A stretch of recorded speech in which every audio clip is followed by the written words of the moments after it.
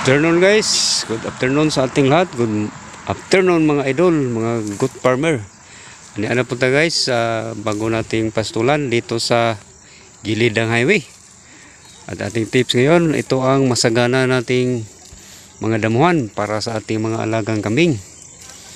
Dito guys, makikita natin na napaka-presko ng ating mga damo para sa ating mga alagang kambing. Ito, si Manuel at saka si Ikay ay malakas kumain kasi napaka-presko at napaka-taba na mga damo dito na galing pa ito na ginaskrating ng ating maintenance na taga DPWH. Green na green ang kulay dito sa mga damo guys. Oh, tingnan mo si Manuel, parang nagugustuhan ni Manuel itong lugar. Marami kasing mga damo na matataba at green na kulay pa at preskong presko. Wala talagang maka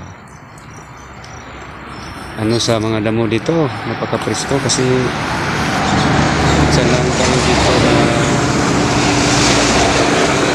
pastol. Ngayon lang tayo nakapagpastol dito guys kasi malayo na ito sa amin sa kabilang baryo na ito. Ito naman itong isang kambing natin sa kabila. Ito, kaya nakain din. Ito sa pati si Manuel. Nasasarapan si Manuel dito sa mga damo kasi sobrang taba at preskong na presko. Wala nang makahigit dito guys kasi napaka sagana ng damo dito na galing pa itong inuulan at napakataba. Itong si Manuel ay piling-pili sa mga damo. Itong si Ikay ay dito siya na mabubusog at dito rin siya tumataba. Tingnan mo si Manuel, parang naghanap pa ng ibang mga damo nga mapapagkain. Ito guys ang ating paligid, mayroong tower ng NDCP. Ito mga gawad ng kable sa itaas. Ito yung ating paligid ng mga pananim. Ito naman ang ating mga alagang kambing, tuloy lang ang ilang pagkain, pagsabsab sa mga damo para rin mabubusog.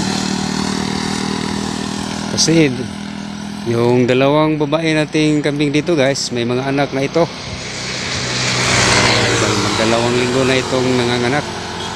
Iniwan itong mga anak doon sa bahay nila, bahay kubo ng kambing, para walang abala sa pagkain dito. Napakasagana ng mga damo dito guys. Wala nang higit pa sa mga lugar na aking napuntahan. Dito ko lang na ramdaman at na experience na malakas kumain si Ikay pati si Manuel. Isang oras lang kami dito guys. Hindi kami magtagal para may magagawa pa tayo ng iba pagkatapos itong papakain ng ating mga alagang kambing. Hindi mahirap guys ang pag-alaga ng kambing. Papastol mo lang sa gilid-gilid ng highway at kakain na rin sila. Hindi tulad ng mga hayop na tulad ng baboy, bibili ka pa ng mga pagkain. Ang gastos namin dito guys sa pag-aalaga ng kambing, ito lang lubid, pangtali lang talaga, pati vitamins at saka puga. Ito lang talaga yung mga gastusin sa pag-aalaga ng kambing. Hindi tulad ng baboy na bibili ka pa ng maraming feeds sa may agribit. At dito libre yung pagkain ng kambing.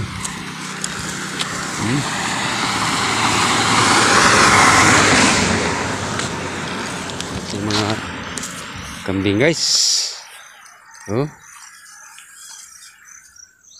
parang na ano sila sa bagong spot natin sa lugar na ito. Marami kasing damo, green na yung kulay at napakataba pa. Dito na kaya pataba ang ating mga alaga na may mga anak pa na naghihintay. Itong si Manuel at saka si Ikay. Tuloy-tuloy lang ang pagkain.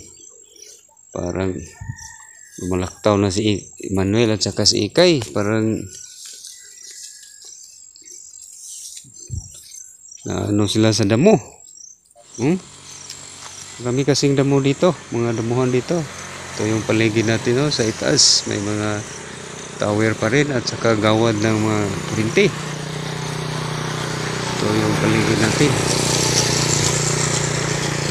Mabilis lang dito guys, mapubusog yung mga kambing natin.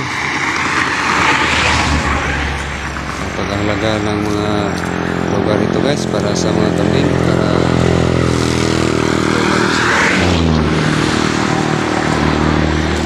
kambing guys ay kakain kahit anong damo basta hindi lang makahalason. Kakain din sila ng mga plastic minsan, pero pag hindi nanapan ay ito ay nasisira ng ating mga alaga.